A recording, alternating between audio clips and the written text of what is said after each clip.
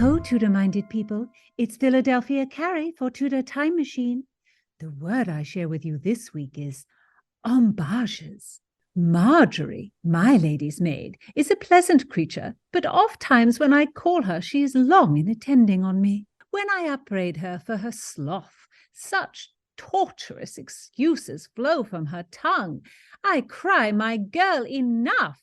You put me quite out of temper with these ambages. Ambages? How now, Tudorphiles? What think you? If you're new here, I'm Gage, I'm Jessica. and we are here with Philadelphia Carey for Tudor Word of the Week. Don't miss a word. And listen to the Tudor Time Machine Story Project. Jessica reads a chapter of Time's Riddle, and then my dear friends discuss the history behind the tale. How diverting! So subscribe on YouTube and give me a like. Ambages means an indirect, circuitous way of talking. I guess now we might say dithering or dilly-dallying. The word implies an intention to be ambiguous. How do you spell it, Philadelphia? It is spelled A-M-B-A-G-E-S. And I know well that it is a use of the Latin word ambage, which means a circuit. Thus, the association of speaking in a circuitous, overly complicated way. Have you studied Latin, Philadelphia? In our time period, I think there's a misconception that women were not educated in the Tudor period. My friend, I have studied Latin, Italian, and even some Greek. Her Majesty insists all her ladies be well educated and speak wisely. If I am honored with a question from the Queen, I strive to avoid all ambages when I reply. Her Majesty is noble, but she is quick to anger. So I have read. She's not afraid to be a woman with a temper. The use of our Tudor word comes from the Spanish tragedy by Thomas Kyd, and we've talked about this play in other episodes. And although it's rarely performed now, it was one of the most influential plays of the period. It features many elements that became sort of staples in Elizabethan and Jacobean tragedies, including the play within the play, the soliloquy, and the plot point where someone goes mad, and where someone pretends to be mad. So basically, everything in Hamlet. The Spanish tragedy, along with Christopher Marlowe's Tamburlaine, are considered by historians to be the first popular successes of the London theatre. Successes of the public theatre, you should say, my dear friend. There were many plays done for courtiers at the royal court and also at our delightful country mansions. But the Spanish tragedy and Tamburlaine were also extremely popular with common people. Well, maybe these works were influential because they were really popular with a wide audience. They showed that there was money to be made by putting on theater, not only acrobatic shows and bear baiting shows, but real theater with drama and love and pathos. Perhaps, and that is a shame. Why do you say that? True gentlemen do not write for money. The poets, Sir Thomas Wyatt, Sir Henry Howard, Sir Philip Sidney, and others of the court did not seek to sell their work. They were pure. Philadelphia. I think maybe they were just born rich and did not have to make money from their work. But I take your point. In fact, I think we still have an idea that art that does not make money is more pure somehow. Yeah, there's a snobbishness that if something is very popular, it's not great art. It's important to remember that in their own time, Shakespeare, Marlowe, all of these guys, they were incredibly popular with all kinds of audiences.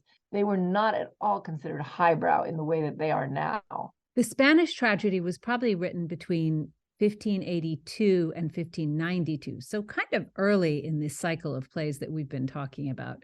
And Thomas Kyd was born in 1558. He was the son of a scrivener. A Tudor word for a clerk or notary.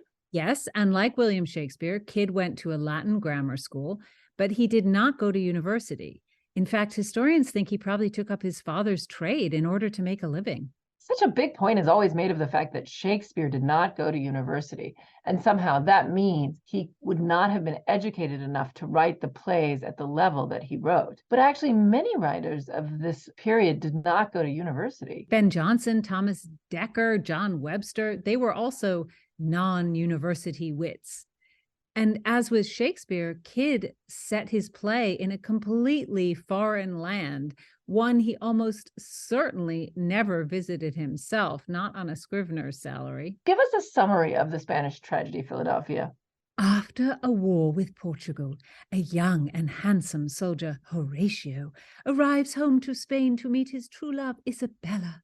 But he is murdered in a plot by Isabella's brother, Lorenzo, and the Portuguese prince Balthazar, who wants Isabella for himself. Horatio's father, Hieronymo, vows to take revenge, and bloody work ensues. It's a very bloody play.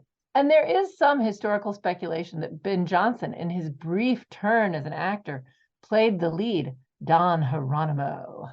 I do not know if that be so, but I assure you I myself saw the great master Richard Burbage play the part. He seemed to weep true tears in the scene where he finds his dead son and falls into misery. Our word of the week is not used in the play by the good Don Hieronymo, but by the villain Lorenzo.